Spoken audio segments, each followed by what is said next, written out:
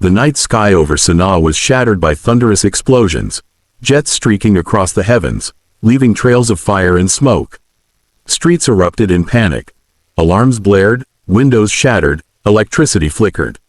Families huddled in basements. Children cried. This was not a war at a distant border now, but a war in the heart of a defended capital. Just a day earlier, residents of Eilat, the Israeli resort city on the Red Sea, awoke to terror. A drone, launched from Yemen, according to Israel, had struck a hotel area, spraying detonations across sidewalks and glass storefronts. At least 20 to 22 people were wounded, some seriously, as shattered glass rained down. The Israeli military, furious over what it called an unprovoked act of aggression, vowed retribution. "Whoever harms us will be struck twice as hard," declared Defense Minister Israel Katz, as the air fleets mobilized. At dawn, the airstrikes began. Israel's warplanes targeted military command centers, intelligence compounds, weapons depots, and training camps within Sanaa's rebel-held sectors. From the ground, witnesses saw plumes of dust rise where entire building blocks had collapsed. Damaged houses, smoldering rubble, and anguished survivors told the human side of these strikes. According to Houthi-run sources, 9 civilians were killed, among them women, children, and the elderly, and many more wounded.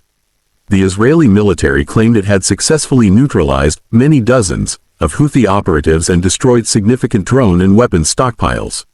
The strikes occurred nearly in tandem with a televised speech by Abdul Malik al-Houthi, the Houthi movement's leader, underscoring how both sides sought to control the narrative and timing of their actions. Local residents described a city at war with itself. A mother cradled her injured baby in a makeshift shelter. Neighbors rushed to dig through debris, calling out names. Smoke blanketed streets, and the smell of burning filled the air. Hospitals overflowed with the wounded. Aid workers struggled to navigate blocked roads. In Eilat, survivors tended their wounds in the dimmed green light of bomb shelters.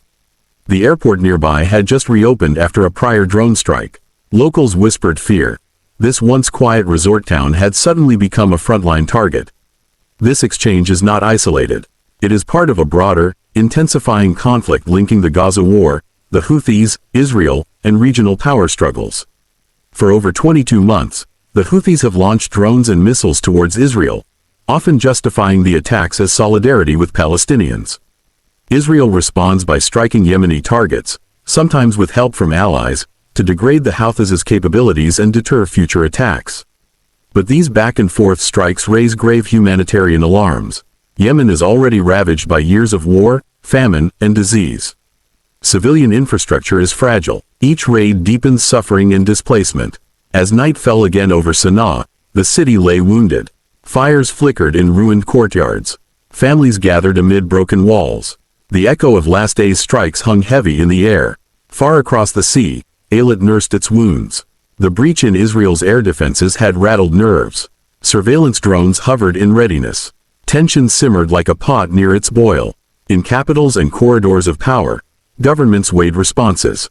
Will this spiral further? Will mediation intervene? Or will the region be pulled deeper into open flames? Tonight, Yemen is under attack, and the whole region holds its breath.